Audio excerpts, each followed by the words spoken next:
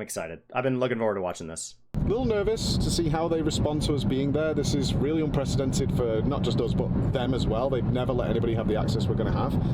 We're hoping they're going to take us behind the scenes. We'll have to sign NDAs because obviously they'll be working on late Dragonflight stuff and maybe even the next expansion as well. So one of the things is we noticed maybe a little nerves getting closer with the people we're going to be interviewing. They're not trained to be in front of camera, and they might be a little worried about what some people might say with such long form discussions as we're having. But honestly, the conversations we've had in the last day or so, everyone seems really excited to do this. That's a fair point, I think, and that's something that like Naoki Yoshida has done 74 live letters, so 74 long format discussions on his game, not to mention hundreds and hundreds of interviews. You know, I think that like that's a very fair point that when you see some clumsiness around like the Guild Wars team, they seem to legitimately be happy with what they're doing and they want to share the information, or there's some weird stuff with how like Steven does with Ashes or with Ian, like they're not trained to be on camera, and it shouldn't be the primary focus when looking at somebody's resume for these jobs. That shouldn't be the goal. And so it does tend to make them really clumsy. And if you give somebody a chance to ask really detailed questions over a long format, the odds of them saying something that doesn't represent the organization's stance or doesn't represent all of the context would be really easy. Show the change that's happened at Blizzard, which is our role right now, is what has changed, what happened. We know what happened, all the allegations. The Shadowlands not doing very well, and their previous expansions kind of going in a downhill trend, and now they seem to have changed their entire philosophy. So hopefully we can dig into what caused that, other than just financials and trying to get sub numbers up. How did they change their entire approach to the game? So that's what we're interested in. I hope it goes well. We're getting to meet so many cool people, and higher ups like serious execs. So fingers crossed, guys. That's the way to handle it, is you just got to get better at it. It is part of the job. It is not the primary part of the job, but you got to just get better at it. The answer is to just keep practicing. There was some rumors that Blizzard HQ basically said up to the last Preach interview that the answer was to just pull away from this and just have pre-scripted interviews that are all pre-screened. I think that's a mistake. I think you have to just say, okay, this is a weakness. The answer to a weakness is not to hide it, it's to get better. And I think that the interviews I watched with Steve Denauser and with Ian and Annie and stuff, like in general, I think they've done a lot better. Almost a year ago, after 10 years of making nearly daily World of Warcraft content, decided that I could no longer do it. My love of the game, my passion of the game, and my enjoyment of the game had been reduced to absolute zero. Dragonflight starts coming, and one of the messages I receive is they have changed practically everything that I disliked about the game. So, what changed? Blizzard suffered through heavy issues during COVID-19, and then a spate of sexual allegations and lawsuits which entirely disrupted the upper management. That's a lot that's happened. What's really changed? So, we decided we would go and find out properly. If I was going to play this game again, enjoy this game, and make content for this game again, I need to know the real truth. So we sent a message to Blizzard. We're not looking for money. In fact, we have paid to be here. That's right. This is not a marketing scheme. This is nothing that Blizzard has organized. They haven't asked me to come here.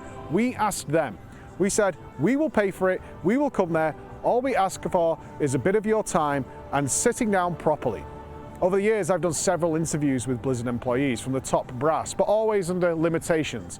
Being in front of a live Twitch stream, being in front of prepared questions or general guidelines of the things we're going to talk about.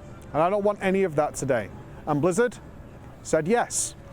They said, absolutely. We will give you a week on our campus. We will give you unprecedented, unfiltered access to our facilities and to what is going on. So as you can see, guys, I am here. I am standing on the Blizzard campus in front of the famous orc statue, and I have been and met absolutely everybody. Let's go on this journey and find out what the real truth is. First of all, let's sit down with two of the big guns. You probably haven't seen these outside of major announcements and don't know who they are, but they are very, very big deals. First, we're going to sit down with Holly Longdale. She spent nearly 10 years alone on EverQuest 2 getting their classic game up and running, and she's now the Vice President of all of World of Warcraft. With her, John Hight. He literally, and I mean this, wrote the book on how to create video games. He was a professor for years and joined the World of Warcraft team in 2011. He is now in charge of Warcraft, not just World of Warcraft, all of Warcraft. I couldn't miss the opportunity while I had these two here to find out how Classic came about and how it's probably influencing Dragonflight. I mean, Classic seems to have been a runaway success. Like the meme of it being, you think you want it, but you don't. Yeah. And now it's like, we want We it. thought you didn't, but you did. yeah, you did. Yeah. I mean, yeah. how was that decision come to at the time? Like, what made the change there with That that? we actually made Classic? Yeah, that you were like, okay, they keep asking, we're going to do it. Honestly, yeah, we didn't think it was going to be financially even necessarily a great decision as much as it was our fans are really asking for this. Some of our most devoted fans are asking for this. But I mean, come on, how many games have gone back and recreated that? And I did that on God of War, right? Yep. God of War 1 and 2 and up-resed them. But the game's still live. It's like you can still play those areas in modern. So going back and recreating that original experience, I don't think that's ever been done before. I mean, RuneScape's tried. Old school RuneScape is, but they had to accept a lot of changes. That's why I'm here with doing our EverQuest Classic servers. They were in a unique spot. They say other games haven't done this, but very few other games are live service games that are this old, that still have a big backing. In addition to that did not design replayability. Games like Guild Wars 2 will never have to do this because the replayability was baked in from day one. So they've gone back and added their Living Season 1, and that was a big deal because it was one of the only gaps. So, they kind of created a unique thing where it's a long-running game with a constantly updating game that in Cataclysm drastically shifted some of its vanilla content. And so the Burning Crusade and the Wrath of the Lich King, like the way raids age, the way zones age, WoW is the only game with this much content in it that also leaves all that content behind. I think WoW has more content in it than any other video game in the world, but any game that even comes close are other MMOs. Final Fantasy XIV, Guild Wars 2, and so on. And those games have replayability baked into their core DNA. WoW doesn't. So, yes, they're saying, who else has done this? But, who else has had to? Did you expect it to just be everyone's going to play it for a month? Yeah. Was that your expectation? Kind of. I mean, I remember our original estimates, and it was kind of funny because we totally underestimated the number of realms we were going to have. And I can remember, arguing with one of our regions, that was very conservative and we're only going to need this.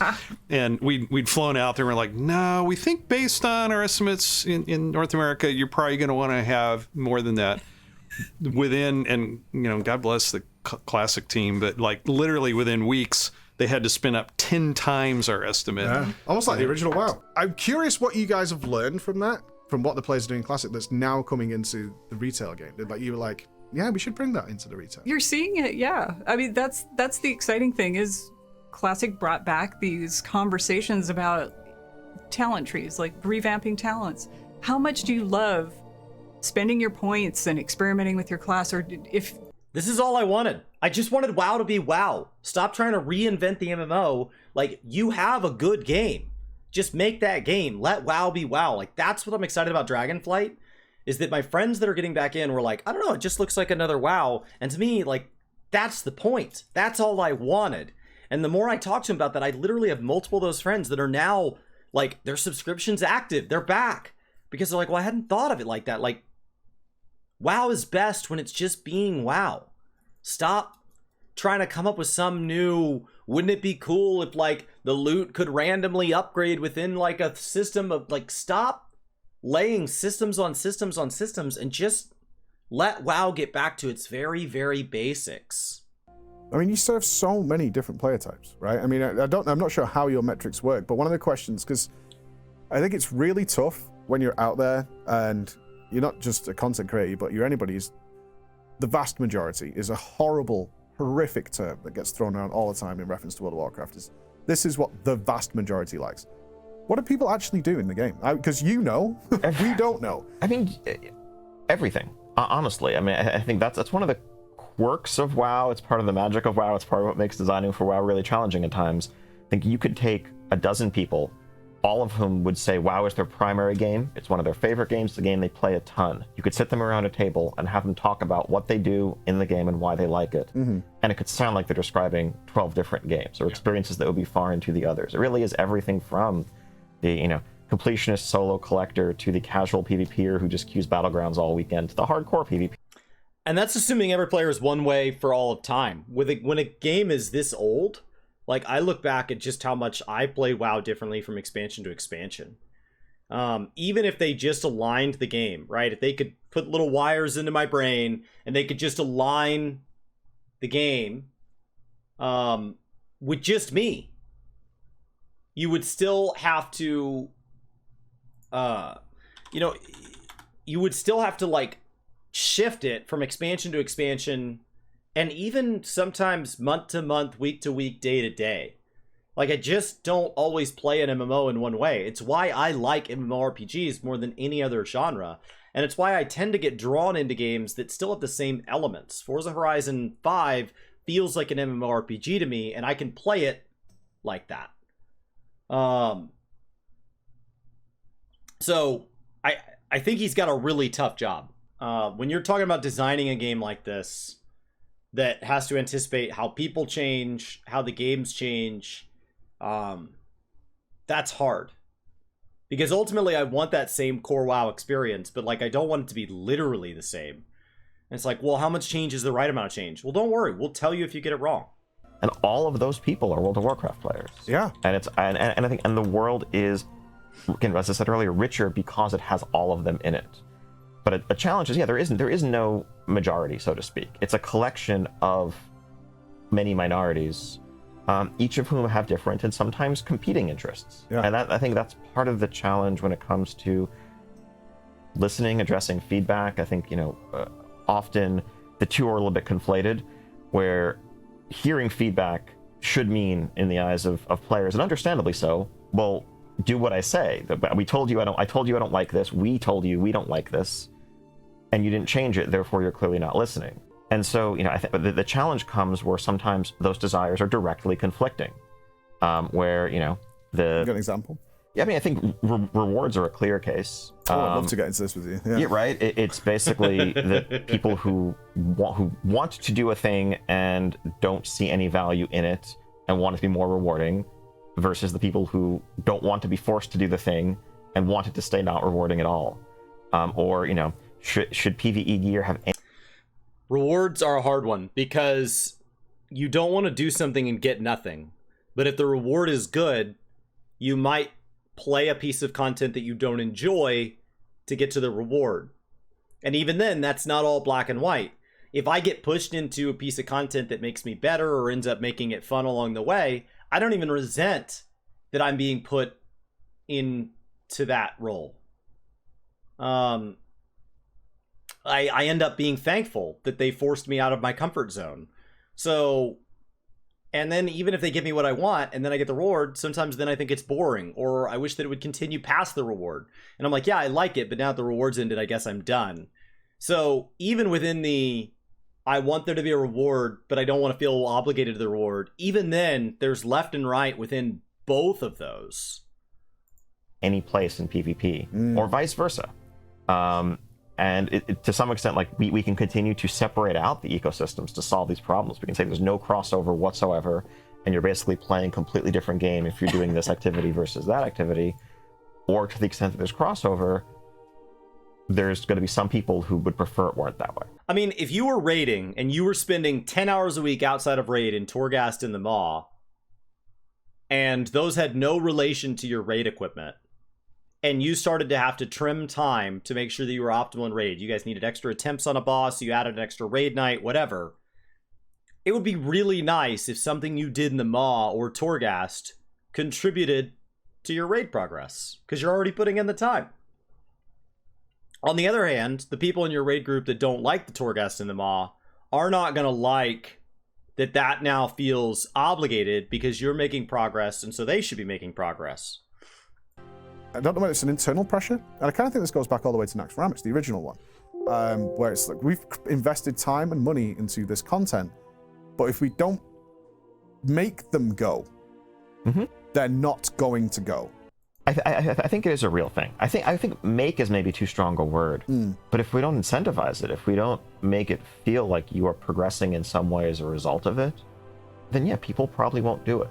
But I think if we made a zone full of awesome quests that literally offered no rewards, as a hypothetical, right? No experience, no gold, no items, nothing at all, but it's really cool content, most people wouldn't touch it. People who did might touch it once. And that's not to say that, you know, the people who would do it if you're doing it to level, who would do it if you're doing it to get a profession recipe, to whatever, are going to dislike it as a result. But at the end of the day, it is a game that, as part of just the core RPG progression, you have a lot of goals, you're making your numbers go up, you're trying to overcome challenges, you're choosing how to spend your often limited time these days wisely, and you're going to spend that time doing things that are getting you closer to your goals. Maybe like at the end of an expansion when you have no more other goals left, you might go back and chase cosmetics or do things that, you know, you haven't had a chance to just for completionist's sake. But those feel like lost opportunities when there's something out there that has potential that's just underutilized. Yeah, so where do you draw the line then in being incentivizing it via power? So, you know, it's Torghast throwing the legendary requirement into there, versus this gives you a cool mount. Do you see a distinct difference in participation? I think it's a great way to have a pyramid where the best gear is only required to do the best content. But if you want to be in the second best gear, you get more options. And if you want to be in the third gear, you want to be more options. And so, like, I really personally like that Final Fantasy XIV's Relic is good enough to clear Savage, but is not the best weapon. That way, the people who really want the best weapon can ignore the Relic, but the people who have the Relic feel like they're rewarded on their journey, and the people who have the Relic and don't want to chase the best weapon feel that they're strong enough. And so I like when a system says, your progress elsewhere gets you in the door. So because you played the game elsewhere, you're not starting from 0, you're starting somewhere above 0. But ultimately, if you want to master this system, you're going to have to spend time in this system. But I think, yeah, you're correct. When we're looking at a major expansion feature like a Torghast, if that were only used by as many people as did missed challenge modes, that would have been seen as a significant failure. It's like we put a ton of time, design resources, engineering, art, iteration into this. If only 8% of our players did it, well then we should have just put those resources into something else that 90% of our players were going to do, because we would have made more of our players happy. At the end of the day, like... But is completion percentage really the best metric? Like, if you put 100 dishes out on a buffet, and so each person only eats 3 on average, should you really trim the entire thing back to just the 3 most popular dishes? So having things like challenge modes offer variety, just because, like, I didn't get my challenge mode transmogs, but I can tell stories about people in my friend group that did, and how fondly they talk about it. I never spent enough time in it because I had too many other goals, and I was fading out of the game at the time. I was burning out, but I think it still had value. Mythic would be a huge example. What percentage of players even clear Mythic raids? Like, I just don't know that clear rate should be your... Like, we should just lop the top off of every mountain because most people don't climb all the way to the peak. Well, one of the things in Dragonflight that's changing is because obviously part of what I would consider the failure of Torghast, and I was like, this is just killing my soul. You know, it made me very unhappy. It's like, where do you then... Is that just a case of looking at alt-friendliness for that? Account-wide would have been brilliant. Because account-wide would have said... So I had some friends that played Hunter, and they said Hunter wasn't that fun. And yet I had some friends that played Priest, and, like, there was some ridiculous things that Priest could do. So the idea that you could not make progress on Torghast by swapping... Screw even that, like, oh, I have a raid alt. Forget that. Forget, say, oh, I raid on a warrior and as a paladin. No. Literally just, I raid as a paladin, and I want to make my Torghast progress not as a paladin. This is something where games that have single characters, like New World and Final Fantasy XIV, really shine, because alt-friendliness is kind of baked in. as opposed to games like Guild Wars and World of Warcraft, where you have alternate characters and you have to decide how to tackle what's account wide and what's not. Torghast would have been a lot less punishing if it was clear some Torghast every week anywhere on your account. And then maybe they could have seen, okay, it seems like people are gravitating to clearing Torghast on druids, even though we can see that those characters are raiding not on druids.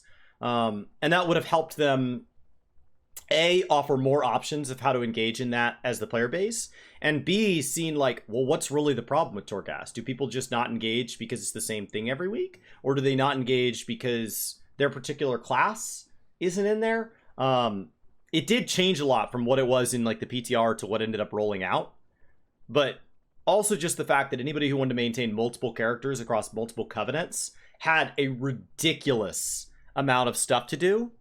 And the idea that you should have to PvP, Mythic Plus, Raid, Torghast, and the Maw on every character that you want to do those systems with. Even aside from alt-friendliness, which was clearly an issue there, I think that the mandatory weekly loop, the feeling that you have to do this basically every week, essentially forever.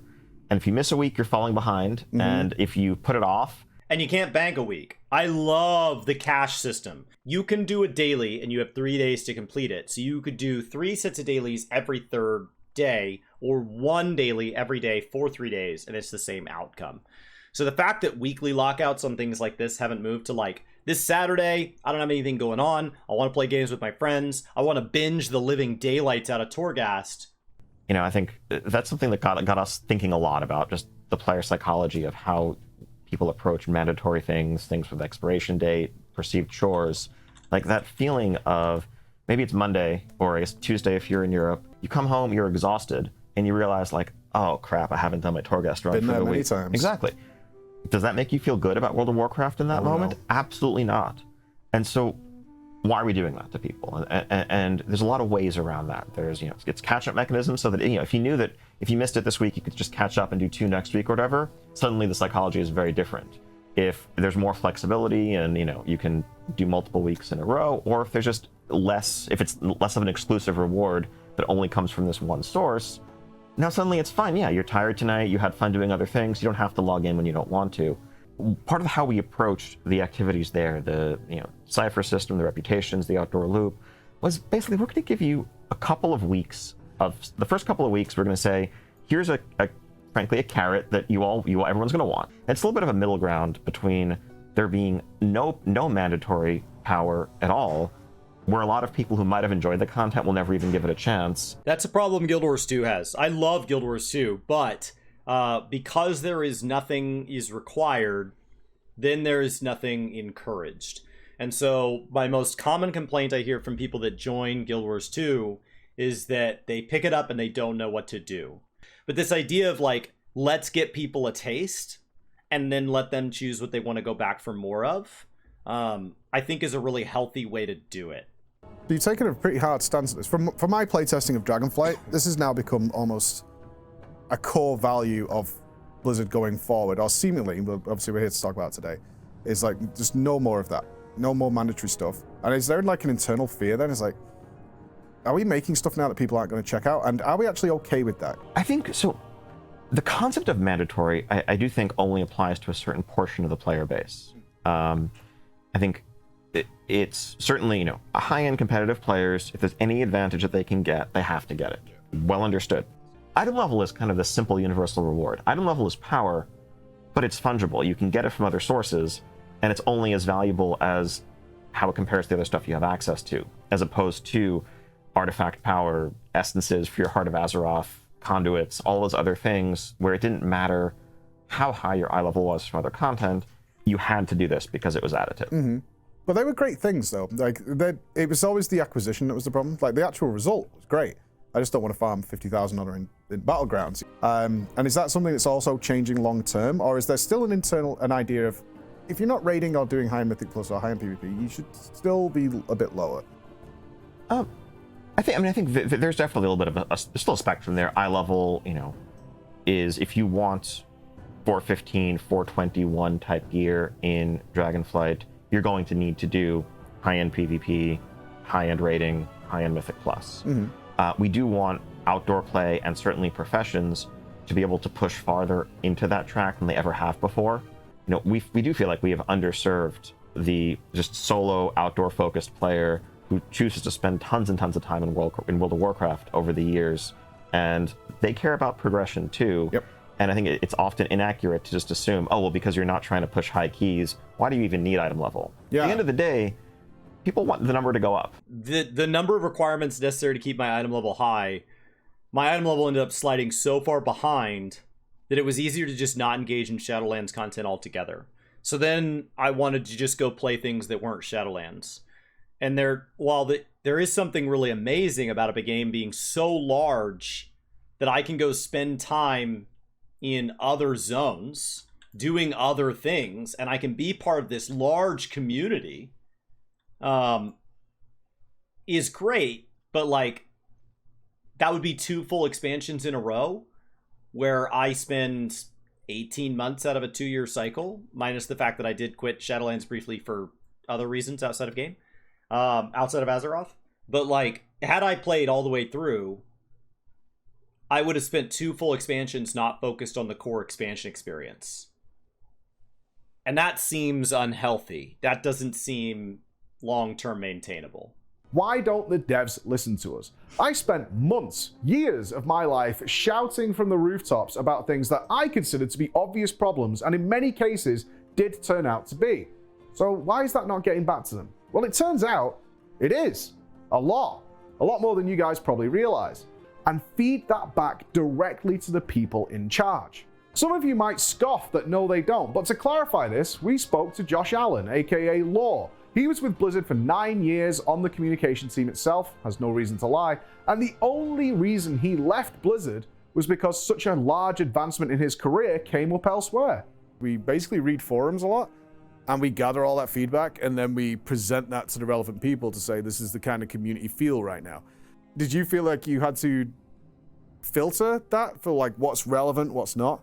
Yeah, I mean, there was a significant portion of my time at Blizzard where developer communications was my job. There was a lot of that general job and position is not even so much filtering as, I guess, distilling is how I would put it. Make sure it goes to the right place. Yeah, make sure it goes to the right place. Make sure that, because a lot of times people will say one thing and what they actually mean is kind of something else. Like, they still mean what they say, obviously, but if it's like, wow, I really hate, like Torghast was a great example where people were like, they really, really loved Torghast in early beta.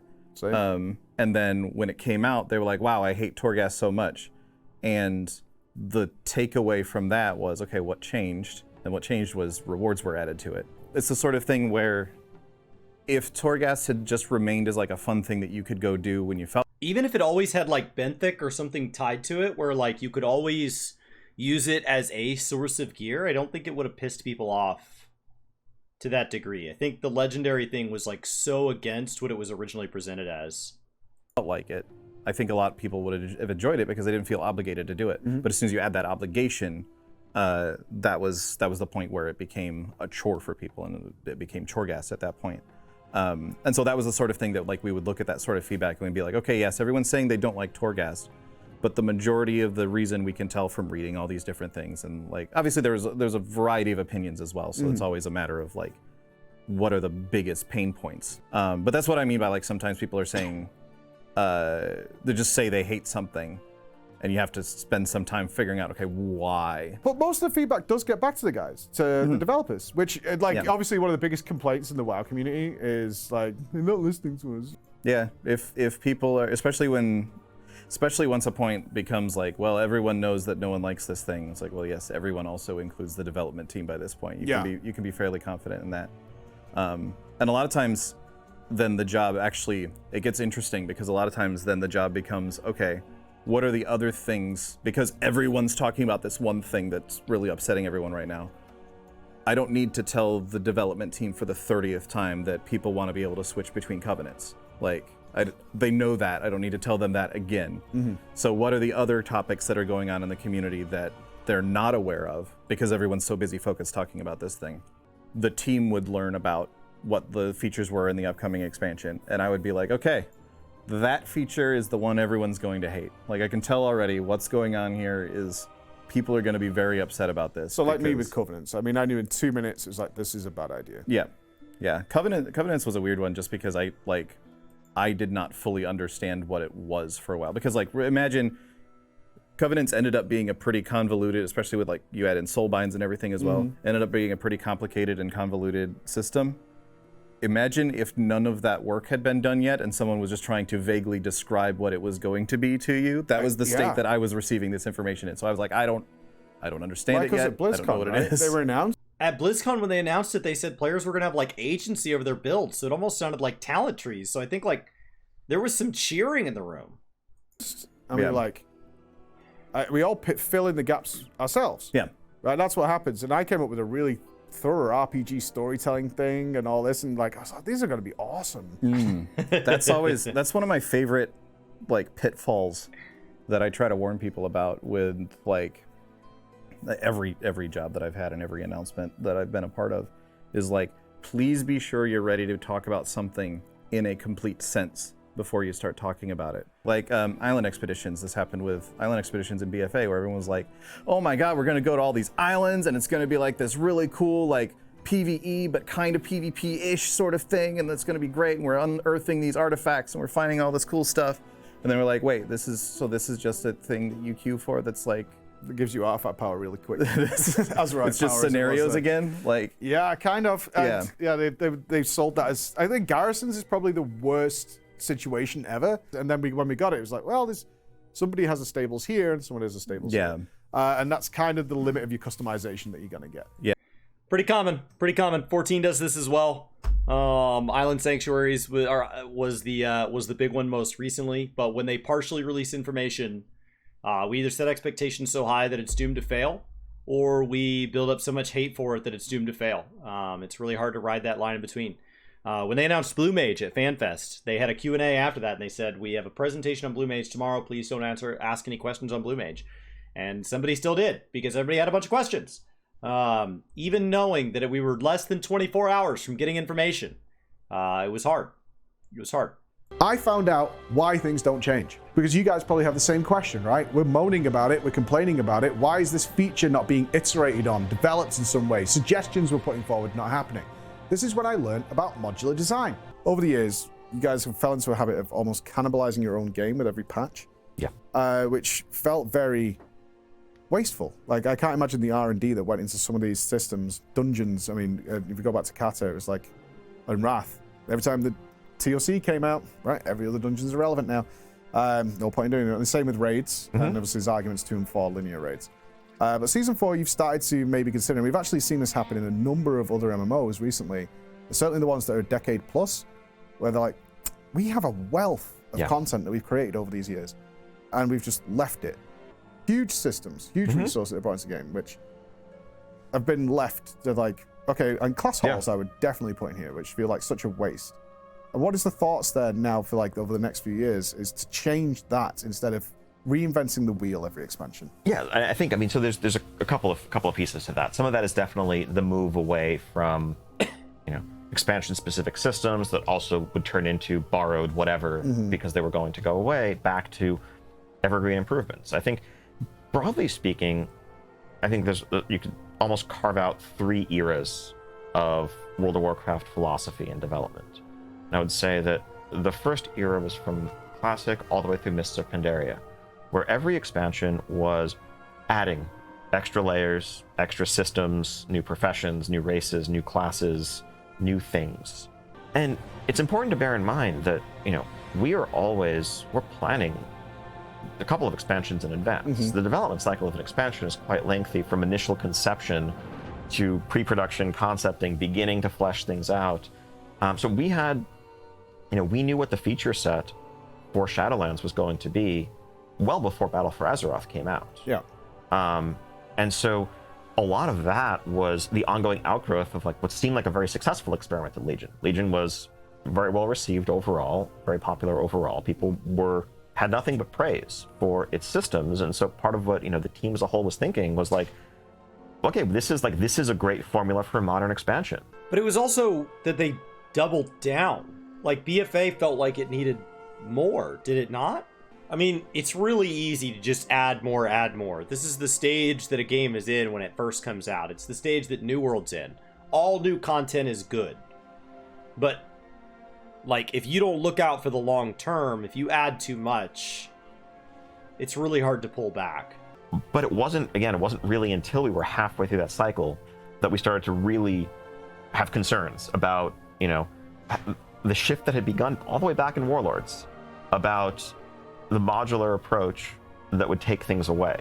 Because people were not sad to say goodbye to their garrisons at the end of Warlords. Shame, because if they've been iterated on, they were potentially something amazing. Perhaps, but the feedback, right? So people didn't really appreciate the extent of that pain.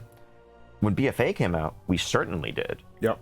Losing your artifacts sucked. Leaving, having all your legendaries disabled the second you hit level 115 sucked. Not a good day getting into that alpha. And I think, but again, at that point, we were already heavily committed on the course we were on, because we just, at some point, you know, we have to keep marching forward. We have to keep making stuff. We can't throw out a year of work. And so that was the genesis for what I would like to think of as sort of the beginning of a third era of WoW philosophy, which begins with Dragonflight, which is trying to return to the idea of focused, evergreen things, improving baseline systems, introducing new systems into the game that we plan to carry forward, not introducing systems that we... And those won't be exciting at the beginning because they will come out of the gate a lot slower, a lot more iteratively. We see this in Final Fantasy XIV, when like the Island Sanctuaries got added, when Criterion got added, when Blue Mage got added, when the very first Deep Dungeon was added. There is this idea that when you enter a system that's meant to be iterated on and slowly improved upon, when it first gets added, it's like, oh, that's it? Yeah, this is an initial serving, it's a framework. And what's going to make this system impressive is that it builds on itself. One of the odd things about WoW is that, like, they didn't even build on the things that were desired to be like this. Like, why aren't seasonal quests bigger? This game has been through so many iterations on itself, and yet it doesn't feel like those learn from each other. It feels like they're just separate things. Like, we thought of 10 ideas and they never talk to each other. But I guess the development cycle's just that long, is what he's saying. That, like, they are responding, but responding is going to take a lot more than 1 or 2 patch cycles. Modular design concept is really, really important to understand how World of Warcraft is made, and it will answer a ton of questions you probably have about features that came into the game and then disappeared. Features you probably consider to be failures. Torghast, Island Expeditions, Warfronts, etc., etc. The way it works is Dragonflight is about to come out, but Dragonflight has actually been in production for 2 years. As me and you are talking right now, and no, I did not get to see anything, I intentionally closed my eyes, the next expansion is already in the works. Now they have to base what's coming out next on what they've done before and what you guys might like. We look at garrisons and we say failure. Torghast, failure. We look at Island Expeditions, failure. And we consider them failure because they don't exist going forward. The fact of the matter is, they were never going to carry forward. Now this leads to various problems on iteration. How much resources, if players don't like it, can you throw into a system that you know is going to be gone in several months?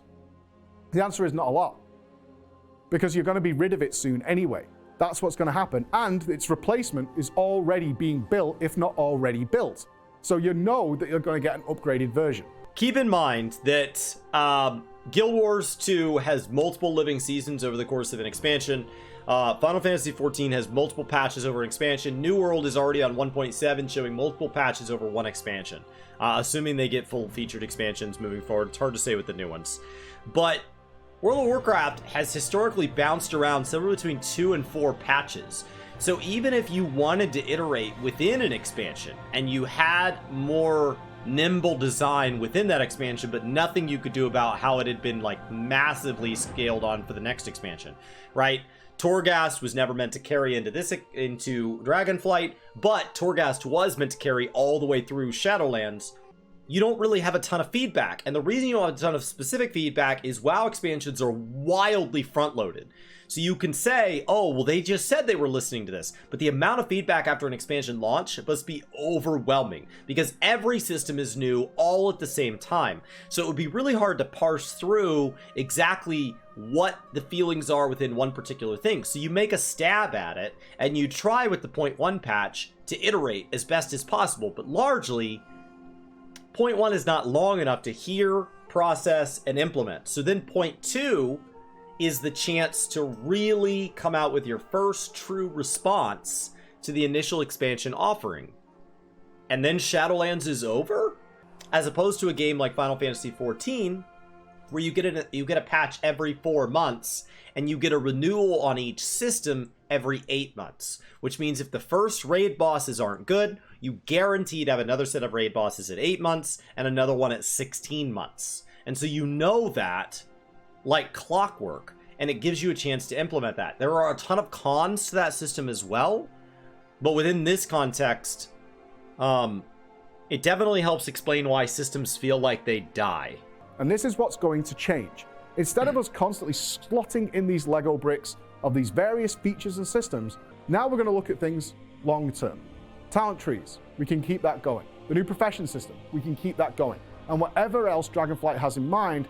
But to hear like why a design philosophy, that every design philosophy has pros and cons, but to hear that they are so pigeonholed on the cons that it doesn't seem like they can leverage the pros, like it just feels like they need to make a fundamental change.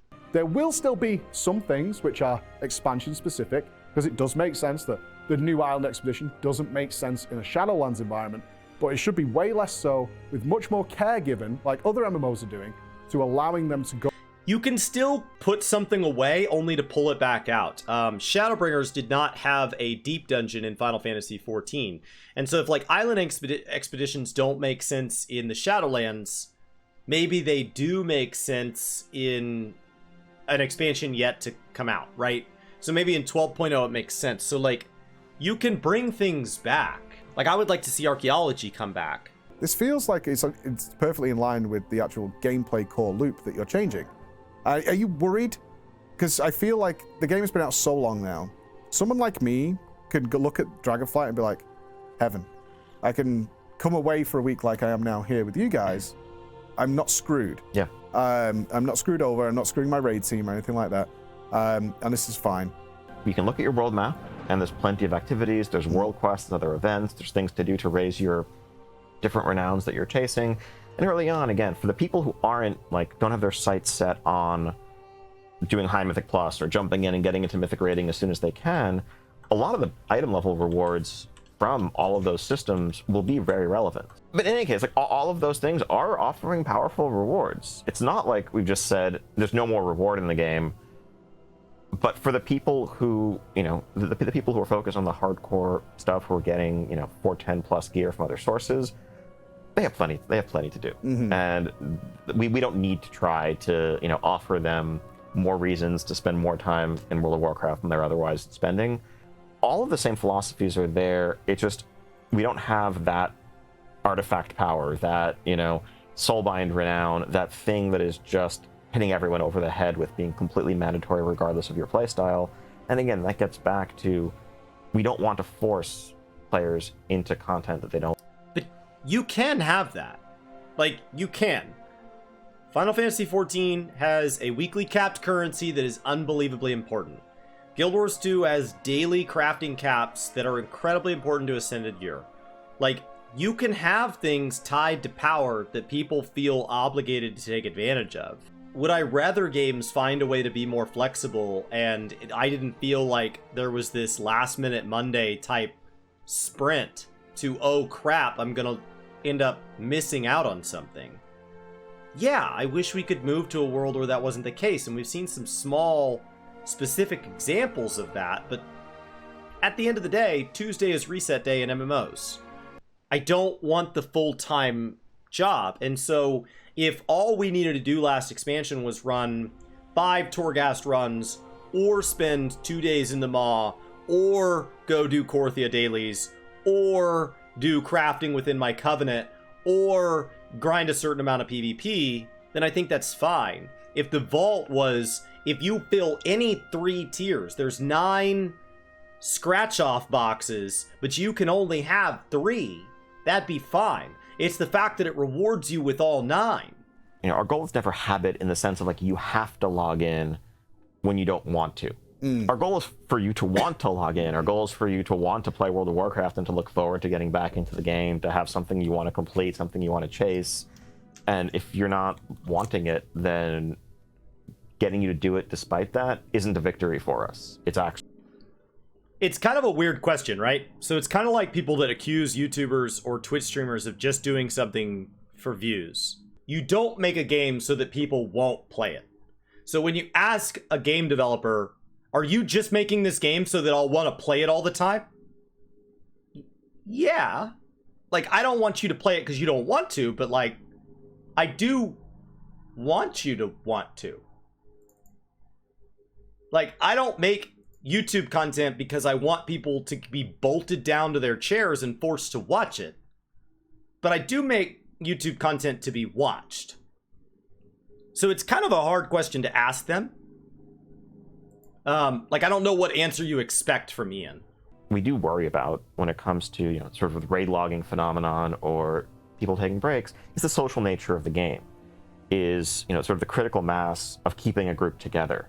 If the person who is really excited to log in to do things with their guildmates logs in and no one from their guild is online because of whatever reason, and then they just log back off kind of disappointed because they were hoping to play with friends but their friends weren't around, that can be an issue. And I think that's something, you know, going back to WoD, to Warlords of Draenor, that was probably the peak of the raid logging era, where really there was like, I've been checking your garrison, if it wasn't raid night, there was nothing to do. It wasn't, because It wasn't Myth Plus outside didn't your even exist garrison back then. as well, you know? Like, Yeah. Go in, look at all 10 of your characters, or I think it was 10 at the time.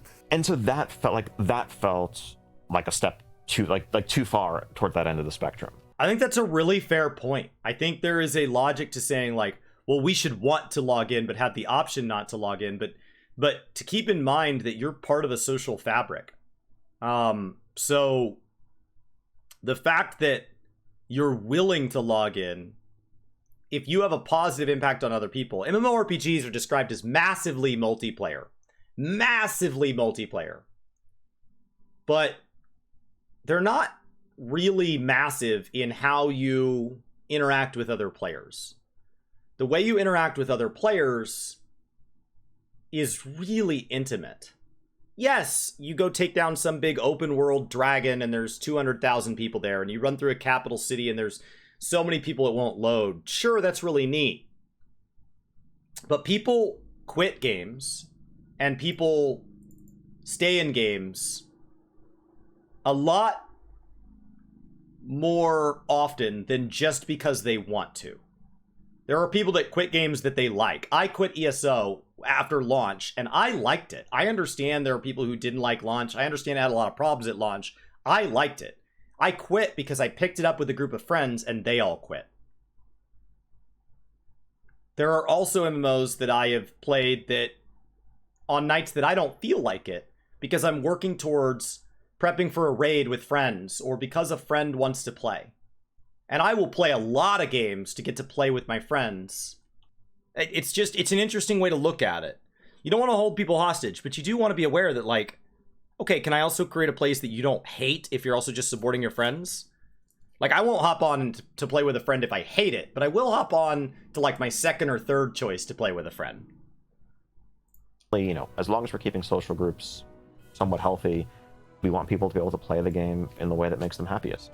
Excellent. Like, this is all very positive. Right? Yeah, it's like, it seems like it should. It's kind of a no-brainer, but well, no, I mean yeah. that's the experience I've had, and I've been on some mystical quest now, like Kung Fu, is like trying all these different experiences. Like the main thing I'm seeing is they just create experiences that you want to log in for, you don't have to log in for, which is what I remember from World of Warcraft. There's a player base of millions of folks who've said, we like this game, we've chosen to make this our home. We ignore them at our folly. Like, what do they want? What do they not want? I think that's enough about gameplay. But now we need to move on to a more sensitive subject. The elephant in the room. Sexual allegations against Blizzard has been a prominent subject around the world. It's still ongoing, with lawsuits still pending. But let's find out what they've done to change things internally. Let's get into a few ground rules of this subject because it's a little sensitive, and investigations are still ongoing and probably will be ongoing for a while, which means we can't dive into specifics. We're simply not allowed. I'm also not a journalist. I am not the person who should be diving into this stuff. There are lawyers and things working on this currently to find out exactly what happened and make sure the right people are compensated. We know certain things have happened at Blizzard.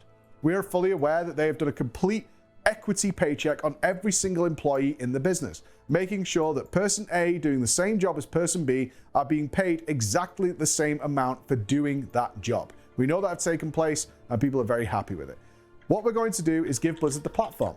We're going to ask the question of what their goal is overall. What is their philosophy overall to make sure things like this never happen again? It's definitely been a challenging couple of years, but I think the team today is stronger and more tight-knit than we've ever been, having come through that and having weathered it. COVID in 2020 was obviously threw the whole world for a loop, to say the least, and I think it's been resolving some problems and figuring out systems and processes that work, and a lot of I think a lot of what we've come up with we would keep regardless. Even if we could all come back to the office tomorrow, there are certain meetings that we would have that we'd keep virtual forever. I think it is it's the social connections, it's the casual interactions that are the hardest to reproduce, but we continue to work at it. And then obviously the other major event last year, I think really it triggered a. I want to pause for a second here and talk about Ion Hazzikostas. When we hear from Naoki Yoshida about Final Fantasy XIV, we always hear this through a translator, but we hear his voice first, and so you can hear his emotion. But he's from a history of working on games. That's what he does. That's what he always wanted to do. Ion played games as a hobby, and it turned into this. His background is as a white-collar lawyer. So when he picks on somebody's word choice and chooses to maybe even use that word in the definition of kind of what he thinks it means, but use it at a different point in the sentence, and so it loses some of its emphasis to kind of shift the focus. He picked on a word choice that Preach used earlier in the interview. That's where that comes from. It can come across as emotionally cold. It can come across as overly precise, as distant. It's something I think he's gotten better at. And as a game director in the post-2020 era, I think being able to communicate digitally through all of these interviews is really important. He is a very precise speaker, which is a good thing. And that would come from somebody with a history in public speaking. That would come from anybody that's like an orating, like an oral talking profession. But on this subject, with how touchy this is, I think this is actually somewhere that while he will most likely appear very cold, it's probably the best way to talk about this. Because, quite frankly, while I hope he's disgusted at it and wants all people to be treated respectfully, as a leader in this space, I don't care about his personal 1 to 10 scale of how disgusted he is. It has to be corrected.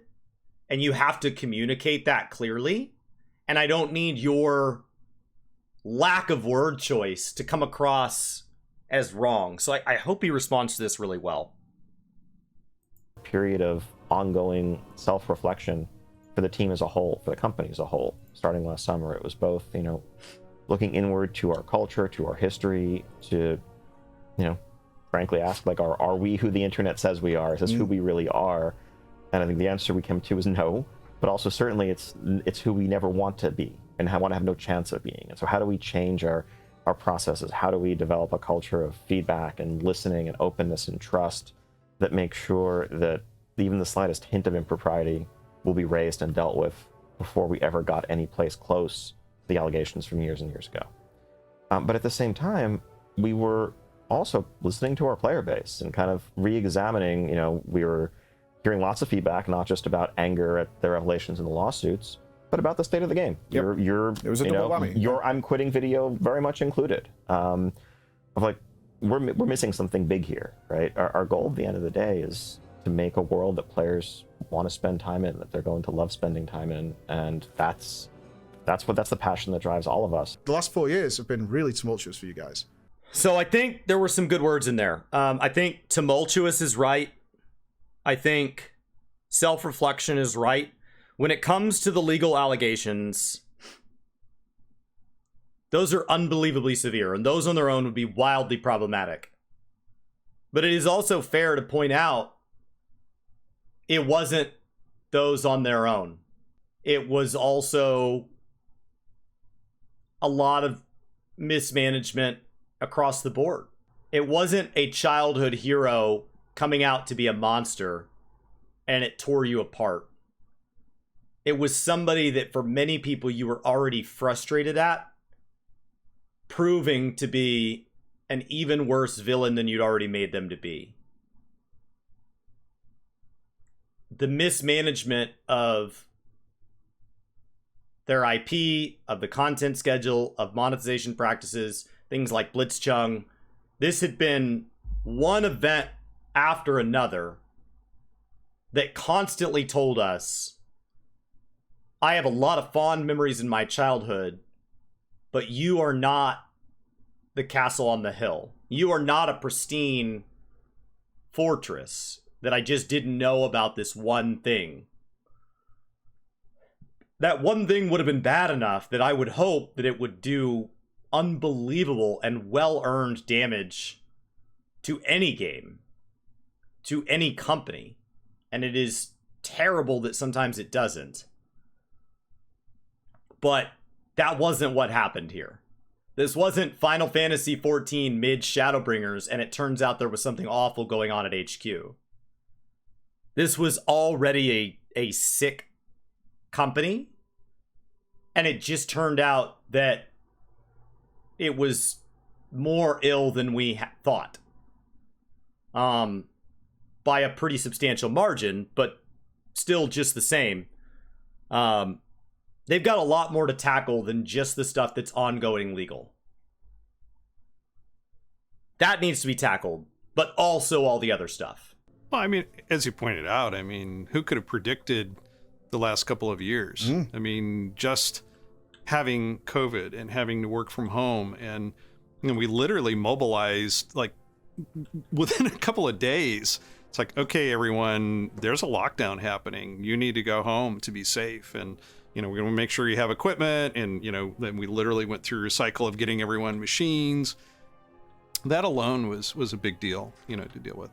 And certainly, you know, the issues that we faced as a company and even as our team, you know, our team felt very strongly about, hey, you know, we're going to send our message out to our players. We want them to know where we stand and what, you know, what we want to be, you know, as a team. And, you know, I'm really proud of how much the team, nobody on the team got defensive. Nobody said, oh, but this, that, or the other, and said, no, you know, okay, this is a wake up call for us. This is something that we have to ingrain in our culture and reinforce.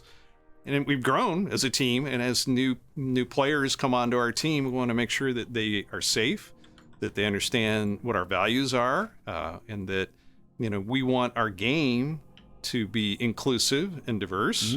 Because after all, our audience it's around the globe. It's important that the team that is making the game and the content that's in that game reflects that diverse audience. And that's something that this team has embraced wholeheartedly. And it's been great. It's been great.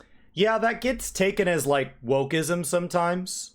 It gets taken as like tokenism or something like that, where we're having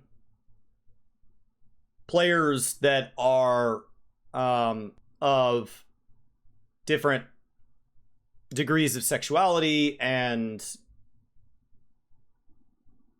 all sorts of definitions of diverse. I mean, from a race standpoint, any MMORPG with any race other than human has racial diversity from that, but that's not what people are talking about. What people are talking about is the fact that I've had a quest giver who is a man that is proud to be married to his husband.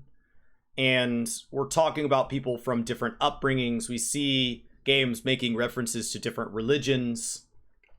We're seeing more and more of that. And sometimes that gets mistaken as like some sort of like, oh, it was better before. Why wasn't this necessary before? But like, I've had a chance to visit with people because I am a heterosexual, middle-class white male from the United States.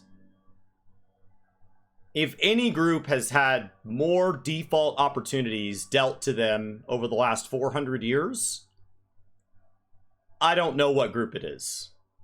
Like, you could take me back in a time machine to any point in the last 400 years, and I was born into, like, the #1 seed.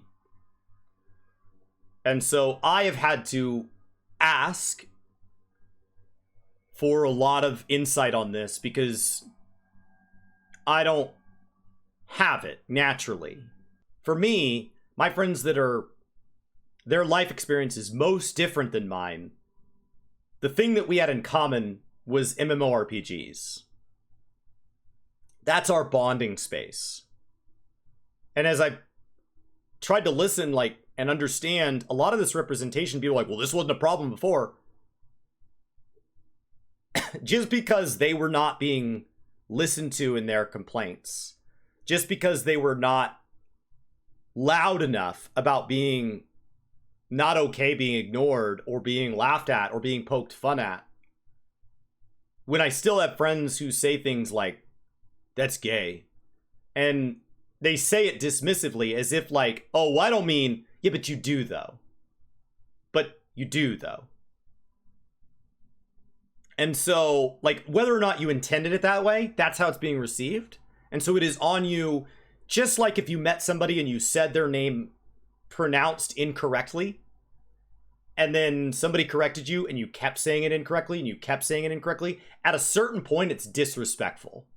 At a certain point, you're saying there is something about you that it would take me a very small amount of change to change, would make a massive difference in your emotional well-being, and I just don't care. That's what you're saying. So when it comes to word choice, when it comes to representation in games, it is such a small gesture for a corporation to have just the tiniest bit of progressiveness. Now, I think it's very frustrating when they get behind a holiday and have a sale or a marketing push, and then it comes out they don't practice what they preach. When they're celebrating National Women's Day, and then they show up on a list of, like, the largest income disparity companies, that's very frustrating. It can absolutely be done wrong. But when you talk about things like video games, where, like, developers, in my experience, having been around Blizzard devs, having been around developers outside of gaming, my experience is that people who are programmers of today with 10 or 20 years of experience, at some point, were self-taught. At some point, the education wasn't there. The programming just hasn't been there to the point that it has like an 80-year pedigree in universities. And so a lot of that self-taught is done alone or in very small groups. And so it is a lot of time at home on your computer. So naturally, you have an industry that has fostered a place that was welcoming to people based solely on their output, their intellectual and creative capabilities, and all they needed was a capable device and internet connection. That's when my most diverse group of friends is from MMORPGs, because when I met them, they weren't transgender or pansexual or in a poly relationship or all these things I don't understand that I've had to learn and listen. When I met them, they were a troll hunter. When I met them, they were a Tauren druid. And I got to build a relationship with them on common ground of let's slay this boss and get this loot. And then all that other stuff, I got to listen and learn slowly. Because it was a lot of ground for me to cover. It was a lot of ground. I grew up in a stereotypical family. The most outside of statistical norms was that my parents were divorced at a young age, back before divorce had really taken off. So we were kind of ahead of the curve on that one, I guess. So like, but when I compare some of what other groups of people have been through when you group people out, I really don't have that diverse of a background. And so it's been a lot of listening. And when I look at gaming, it feels like an industry. Gaming and programming, when people look at companies like Google and Apple and they say, they're so left, they're so over woke. Like, shouldn't they just hire people based on their capabilities? They're too busy looking at diversity to hire people based on their talent. I don't think in industries like that, you have to exclude talented people to get diversity. You're looking at industries that naturally have an unbelievably diverse applicant pool. So when you see an industry like architecture, that's my background. My degree is in architecture. I have a master's degree in architecture, so a lot of my friends are architects because that's who I met in college, was other people. And I left the field, but they didn't. And so I have a lot of friends that are architects. Architecture going into school is 50% or more female at many, many universities and has been that way for more than 10 years. And yet, when you look out at the field, what happens? At the hiring rate, it's still pretty in line. 50% women, 50% men. But for some reason, when you get to 5 and 10 years experience, even though the number of graduates was pretty close back then, the numbers at many firms start to skew. And I don't mean like, well, maybe they just had the wrong applicants at the wrong time. I mean, you see positions of power in these firms skewing 80, 90% male. At that point, I am not saying those men must hate women, but I am saying there is something systematic about your process that is, accidental or not, ignoring an entire group of people.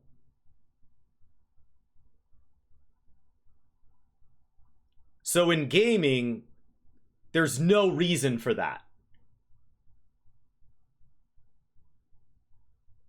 There's no reason for that. It is so easy in an industry with such a diverse applicant pool to sit here and say, hey, do we have any strong female writers that can help us understand this strong female character? And I don't need to have these weird, like, Marvel moments where all the women in the room come together and high five. Like, I don't need to be so blatantly, like, self-aggrandizing. But we have a character like Alexstrasza, Queen of the Dragons, who is going to be featured in this expansion. I'm just finished with the first zone, but I hope that's written in a way where it can be received by a wide group of people to be a fair representation of that. I think diversity in games should be celebrated. There are going to be people that take advantage of that all the way, and they absolutely deserve to be called out for it. I just don't want to lose the message that gaming is for everybody. And when I see somebody that it says they quit a game because they were pushed out by members of the community, that feels disgusting. Or when they didn't feel like they could hop in because of members of the community, that feels disgusting. So I do appreciate that, like, WoW leadership has done that. And done that very well. And they probably have a long way to go. So, like, I'm not the scoreboard. I'm at least not the only scoreboard. I am my scoreboard. I am welcome to my opinion. But the older I get, the more I realize that things that are black and white in my life are because, A, I feel really strongly on that issue, B, I'm typically undereducated on that issue, and C, I'm not wildly hurt by either outcome. Or if I am, I'm only hurt by the one that I consider bad. The moment I start to realize that other people have different life experiences than me, and I listen to those, I realize I was presented with doors A, B, and C. They were presented with B, F, and Z. And, like, I didn't even know there was a Z door. A lot of this is just base empathy. And if they can get that in more levels, I think that's a good thing. That's a good thing. Obviously, they have a lot to atone for. But so far, my experience with Dragonflight, through the interviews, through their communication, through my time in game so far, and through the people I know that have worked in Blizzard at the past or are working at Blizzard now, it feels like they're headed in the right direction. So what I want to champion is you've done a good job running the incredibly long race to bringing Blizzard to what it should be. Me cheering for you is not a sign you crossed the finish line. You're not even close. I'm at mile marker number 1. I don't know if you know that you signed up for an ultra marathon, but you've got 99 to go.